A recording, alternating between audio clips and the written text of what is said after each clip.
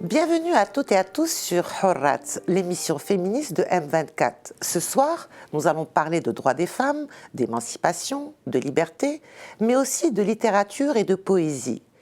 Pour cela, je reçois une grande dame, Madame Aïcha Blarbi. Madame Aïcha Blarbi, bonsoir et merci d'avoir accepté l'invitation de Hurrat. Merci Aïcha et avec tout le plaisir donc, pour participer à cette émission. Alors, je rappelle que vous êtes sociologue, vous êtes écrivain, vous êtes professeur, vous avez également occupé les postes de secrétaire d'État à la coopération, d'ambassadeur. Vous êtes aussi une militante politique, engagée en matière de démocratie, de droits humains et bien sûr droits des femmes. Et là, la poésie, la peinture, la littérature sont venues compléter ce parcours assez exceptionnel. Alors, que s'est-il passé? Pouvez-vous nous parler un petit peu de ce parcours qui est quand même assez hétéroclite? C'est un parcours pour moi qui est riche, qui est normal, et donc dans lequel je me suis investie. Et comme je n'aime pas les choses qui se répètent, je refuse la routine et tout ce qui s'ensuit, donc j'essaie quand même de réinventer de nouvelles choses et je vis toujours ce processus de résilience qui est devenu vraiment très à la mode durant le confinement, c'est-à-dire vraiment sauter d'une matière à l'autre, essayer de créer et puis d'améliorer. Alors, cette période de confinement a été particulièrement féconde puisque vous avez publié à la fois un recueil de poésie, donc Vie en vers, aux éditions Marsam, et Le soleil se lève la nuit, un recueil de nouvelles, toujours aux éditions Marsam. Est-ce que la poésie, la littérature sont également un moyen en fait de militer ou c'est tout simplement se faire plaisir, c'est une sorte de bulle à soi? Pourquoi avoir, j'ai lu un petit peu, en particulier Vie en vers, c'est une sorte d'hommage un petit peu à votre vie, à votre environnement, à vos proches. Est-ce que vous pouvez m'en parler? Qu'est-ce qui a motivé ce recueil de poésie? Je crois que pendant le confinement, moi d'abord je n'aime pas les confinements. Moi je suis une femme qui adore les sorties, les échanges, les veillées avec des amis, etc. Donc le confinement nous a obligés quand même à rester chez soi et bien sûr à opter pour d'autres activités. Tu reçois plus tes enfants, ta famille, etc. Donc tu vas plus au supermarché, donc tu es là. Alors vraiment, j'étais voir un petit peu mes travaux qui étaient en cours et bon, j'ai essayé de les compléter. C'était un peu dur. De trouver quand même un programme où tu dois rester toute la journée à la maison, mais après je me suis faite et j'étais vraiment très, très à l'aise. Oui, j'étais... Et vous êtes quelqu'un de discipliné, parce que beaucoup ont préféré peut-être manger davantage ou faire du sport. Non, j'étais très disciplinée à ce niveau-là, d'autant plus pour le recueil de poèmes. Je suis à mon 4e recueil de poésie, donc depuis 2018, je publie un par an. Donc soit en arabe, soit en français. Et celui-là, je crois qu'il exprime un petit peu, disons, la période de confinement, parce que cette vie en vers, c'est soit des vers de poésie, soit aussi des vers de terre, tu vois, qui cherchent à longueur de journée leur nourriture. Alors moi, je cherchais mes nourritures terrestres, à l'exemple d'André Gide. Oui. Alors, disons, la poésie, c'est pas vraiment une expression de moi, de ma vie, etc. Ce sont des questions qui sont des fois à l'ordre du jour. Et comme vous savez, il n'y a pas une grande différence entre militer à travers, à travers des essais, à travers des rapports, à travers des contacts et des réunions, mais militer aussi à travers la poésie. Je trouve parce que le premier militantisme est tourné vers une action, vers une fin déterminée. La poésie, elle est beaucoup plus tournée vers soi, vers son bonheur, vers une expression de soi qui ne pouvaient pas apparaître dans des rapports politiques ou dans des rapports académiques. Alors donc, et quand je dis soi, c'est moi et l'autre à la fois. Donc c'est la combinaison de moi et l'autre. C'est un moyen d'expression, c'est de soi à l'autre, soi à soi. Exactement. Et donc dans ce recueil de nouvelles, Le soleil se lève la nuit, pourquoi il se lève la nuit déjà? Ce titre m'interpelle. Donc vous commencez en fait votre première nouvelle, c'est un petit peu vous, c'est un petit peu votre histoire. Exactement. Donc est-ce que vous pouvez nous en parler? C'est un autoportrait. Un autoportrait. Donc bon, je voulais me présenter d'abord parce que toutes les nouvelles concernent les femmes. Oui. Donc c'est je dirais pas des histoires de femmes, mais c'est des questions qui concernent les femmes dans leur vie professionnelle, conjugale, leur vie intime. Donc c'est une sociologue qui fouine un petit peu ce qui se passe dans notre société. Et bien sûr, la première des choses, c'est commencer par moi-même, de faire ce petit court-métrage pour dire comment j'ai pu moi aussi évoluer dans la vie. Mon parcours, partir d'un juron des femmes dans lequel j'étais socialisée. Et quand je dis juron de femmes, c'est que j'étais avec des femmes très fortes, des femmes qui ne m'ont pas appris seulement le silence et la résignation, mais elles m'ont appris également à être forte, à affronter l'autre et puis vraiment à se défendre. Est-ce que c'était facile à Salé, quand même, qui est connue comme une ville étant plutôt conservatrice? Donc vous êtes né à Salé, vous avez grandi à Salé. Est-ce que c'était plus facile, moins facile? Comment on s'impose à ce moment-là? Comment on arrive à convaincre ses parents de pouvoir poursuivre ses études, de continuer la voie vers la sociologie? Est-ce qu'il y a eu des difficultés, des embûches à ce niveau-là? Non, j'en ai jamais eu parce que j'avais deux frères, mes aînés, qui étaient bien sûr scolarisés et qui veillaient vraiment à ce que vraiment j'évolue dans ma scolarisation. Que je ne voulus pas seulement en réussissant et en passant d'une classe à l'autre, mais en étant plus épanouie et différente des autres. Parce que cette question de différence, quand même, était toujours présente. Parce que, la famille était conservatrice, mais toi, à 13 ans, 14 ans, tu refuses la broderie, le ménage, et surtout pendant les vacances, parce que l'année scolaire, on était absorbé par les travaux scolaires. Alors donc, il y avait quand même, à un moment donné, un refus de suivre cette voie et de la remplacer par le livre. Donc vous aviez les armes pour vous imposer. Exactement. Donc quand ma mère, était mécontente et rouspétait un petit peu, et il y a mes frères qui lui disaient, temporisez un petit peu, laissez-la, c'est pas grave, etc. C'est peut-être une chance aussi d'être la Benjamin, non? Oui, c'était vraiment une chance pour moi. Et quand ma frère était très jeune, il militait pour l'indépendance, etc. Ils avaient toujours cette vision de la promotion du Maroc. C'est d'abord l'instruction des femmes et l'instruction des filles. Donc il y avait ce terrain qui était favorable. Il y avait ce terrain qui était très très propice pour moi. Et donc vous avez milité en fait toute votre vie. Vous avez milité pour les droits humains, pour les droits des femmes. Vous avez joué un rôle quand même assez important pour la réforme du code de la famille. Mais à un moment donné, vous avez occupé des positions qui sont diplomatiques, ministérielles, donc officielles. Oui. Comment vous avez pu gérer en fait les deux aspects? Donc vous avez mis en veilleuse votre aspect militant, ou bien au contraire il vous a servi à faire mieux votre travail en tant qu'ambassadeur, en tant que secrétaire d'État? Je crois que l'aspect militant il continue. Il est toujours là. Il est toujours là, et tu peux le retrouver dans mes travaux, dans mes recherches, etc. Parce que vraiment, le militantisme ne s'arrête pas à un moment donné, à moins que, peut-être que tu n'as plus, tu ne milites plus dans un parti, mais vraiment ta structure mentale est fabriquée en quelque sorte et formatée pour continuer à militer.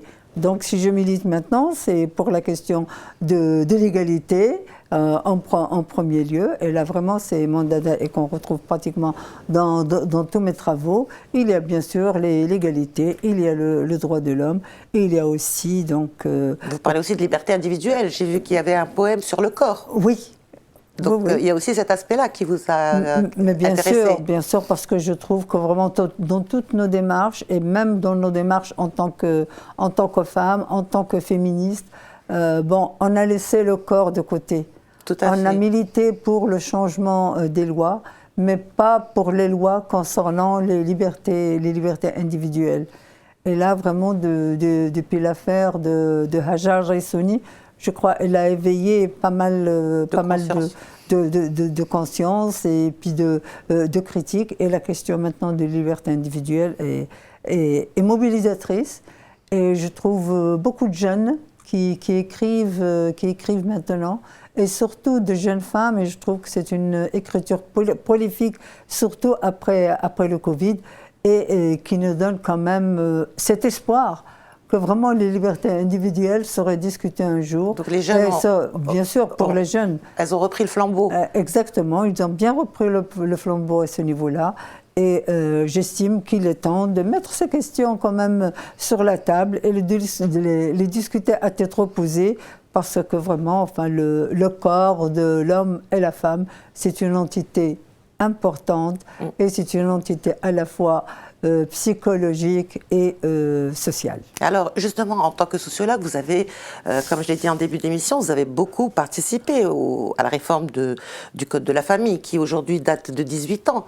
Est-ce que vous pouvez nous parler des limites aujourd'hui de ce Code? En quoi doit-il changer? Vers quoi doit-il évoluer? Je crois que vraiment que les juristes sont en train de faire un très beau travail, que certaines associations féminines, ils ont mis quand même la question sur table pour en discuter, et que maintenant la mobilisation est pour, disons, la révision de ce code, parce qu'il était révolutionnaire en 2004. Il ne l'est plus, comme toute loi. Après un certain nombre d'années, il faut vraiment. Mais qu'est-ce qui doit changer à votre avis? Il y a plusieurs choses, dont enfin, le mariage des mineurs, qui est une préoccupation actuellement, et beaucoup d'associations en parlent, et même au niveau du gouvernement, ils ont pris conscience de ce phénomène-là. Il y a aussi la tutelle qu'a le père sur les enfants, enfin, même s'il a... Après le divorce. Oui, après les divorces. Il y a les questions aussi de divorce et de shiqaq. Donc il y a beaucoup de questions qui doivent être révisées. Et bien sûr, ceci à la lumière de notre Constitution. Tout à fait. Parce que vraiment, quand la Constitution, dans son article 19, stipule l'égalité et la parité, on ne peut pas rester bouche cousue sur des questions importantes qui concernent la société. Je ne dis pas qui concernent la femme seulement, parce que toutes ces questions concernent la famille, et dans la famille, il y a la femme, l'homme et bien sûr les enfants, les grands-parents, etc. Donc il faut revoir les choses autrement, et à la lumière, disons, du concept d'égalité. Donc le Code de la famille, on est d'accord, est obsolète aujourd'hui, doit être mis à jour, et conformément justement à l'article 19 de la nouvelle Constitution, il faut que la parité également soit appliquée. Bien sûr. Et qu'elle soit présente à tous les niveaux. D'ailleurs, il y a un mouvement qui s'appelle Mouna Safa Daba qui a pris ce flambeau en main. Est-ce que vous jouez un rôle? Est-ce que vous avez un avis sur cette question? Le Mouna Safa, je crois, il est lié à l'égalité. Et bon, commençons par instaurer la parité, bien sûr, on instaure par la même occasion l'égalité. C'est vrai, Mouna Safa Daba, il est en train de faire un bon travail, mais c'est un groupe de travail qui doit être vraiment appuyé, et qui c'est une question qui doit être posée de façon globale et à tous les niveaux. C'est vrai, c'est une initiation de la part de Mouna Safa Daba, mais elle n'est pas, disons, reliée ou reprise par d'autres associations. Elle doit être appropriée par tout le monde, en fait. Exactement. Hommes, femmes, bien toutes sûr, les associations. Bien sûr. On ne peut pas vraiment parler de Mona Safa dans un petit groupe. Bon, ça ne rime à rien. C'est vrai, moi, j'avais participé à la commission sur l'article 19 et sur l'instance, la création de l'instance de la parité.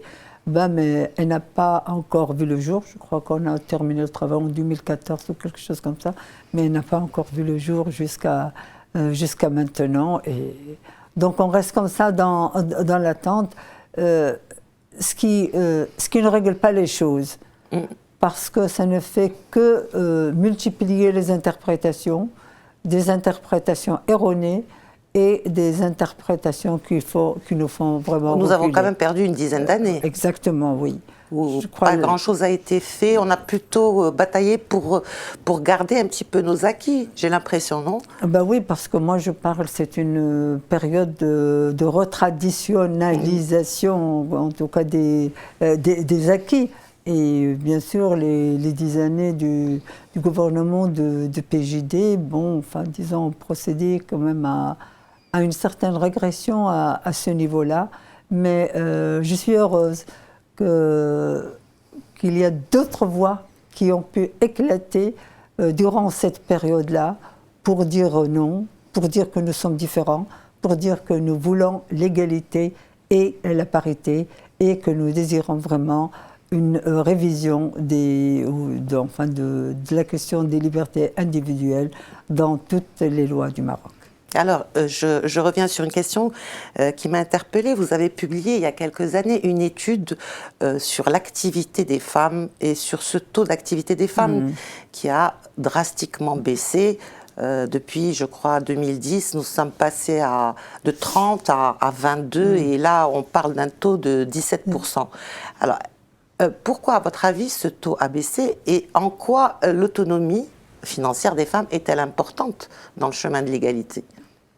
J'estime que vraiment nous travaillons pour l'autonomisation des femmes et l'accès, disons, à la sphère économique est la première. Donc, autonomie financière, donc, mais quand on parle de loi, il faut que les lois aussi aillent dans ce sens-là. Nous avons un code de travail qui est très très progressiste sur la question de la femme, sur l'égalité, etc. Mais les choses ne sont pas toujours appliquées. Et nous avons toujours enfin, ce taux d'activité féminine qui est en baisse. Bon, ce qui exprime cette régression qu'a subie notre société, et notamment dans les classes moyennes et dans les classes... dans les classes moyennes et plus. Alors, si une femme ne travaille pas, elle est toujours dépendante, elle est dépendante du mari. Nous avons aussi le code de la famille, qui stipule toujours que vraiment la charge du foyer est entre les mains du mari. Donc, pour qu'on accède à l'égalité, je crois qu'il faut un changement au niveau de différents paramètres. De la philosophie aussi. Voilà, exactement, de la philosophie générale. Et dans le dernier, disons, le projet de plan de développement, n'en parle qu'avec, disons, qu'avec... beaucoup de... il en parle faiblement parce que tout ce qu'il... C'est timide en fait. Très timide, et tout ce qu'il déclare, c'est que vraiment il faut qu'on augmente le pourcentage des femmes dans l'accès à l'économie. Mais l'accès à l'économie ne se fait pas comme ça. L'accès à l'économie se fait aussi selon une mentalité, mais aussi selon une économie autre qui ouvre les portes aux femmes, qui ouvre les portes aux femmes mariées, qui revoit aussi les salaires et surtout, et puis les femmes qui ont des enfants, parce qu'on remarque que vraiment le taux d'activité chez les célibataires est plus élevé que chez les femmes mariées, et que celui des femmes mariées est plus élevé que celui des femmes avec enfants.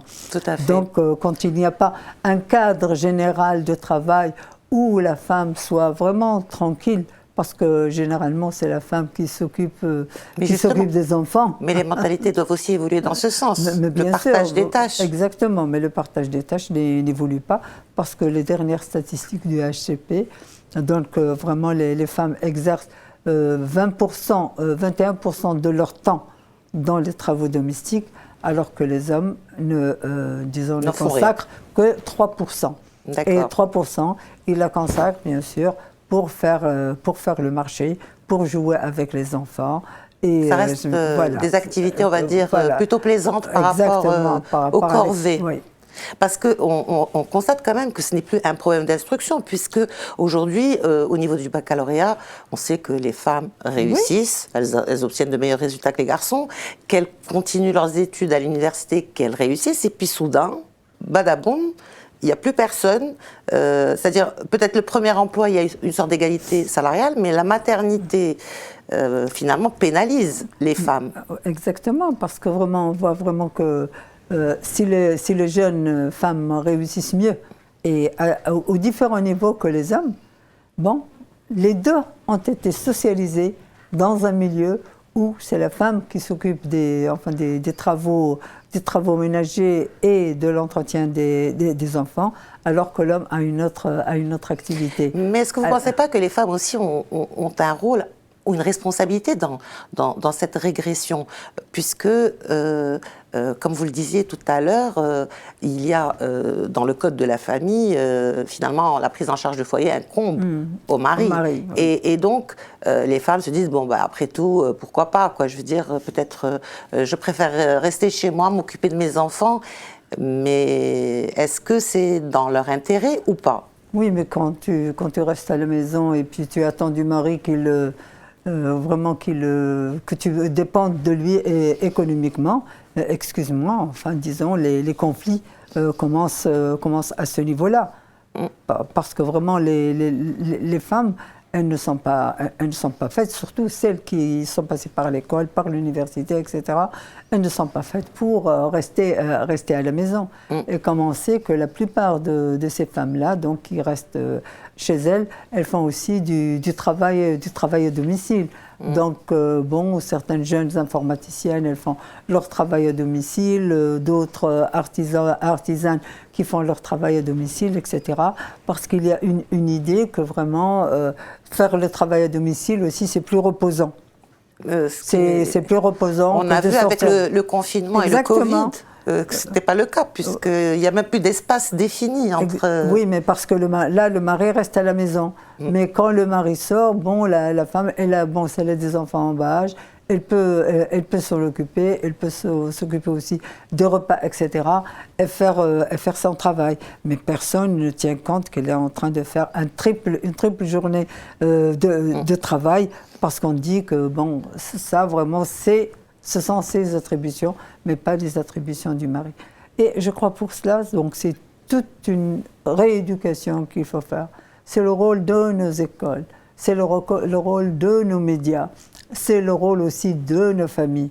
Parce qu'il ne faut pas éduquer seulement l'enfant, il faut aussi introduire, disons, de nouveaux traits culturels. C'est ce que vous avez fait avec vos enfants, Aïcha Boularbi?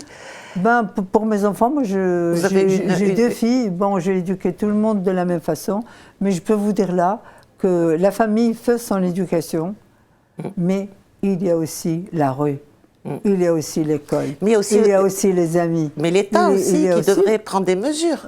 Bien sûr, il y a aussi la télévision. Oui. Il y a tous ces phénomènes-là, vraiment, qui compliquent en quelque sorte, disons, l'éducation propre de la famille. C'est pour cela qu'il faut laisser toujours une marge de liberté aux enfants pour s'exprimer, pour poser des questions et qu'on puisse leur répondre de façon vraiment sincère.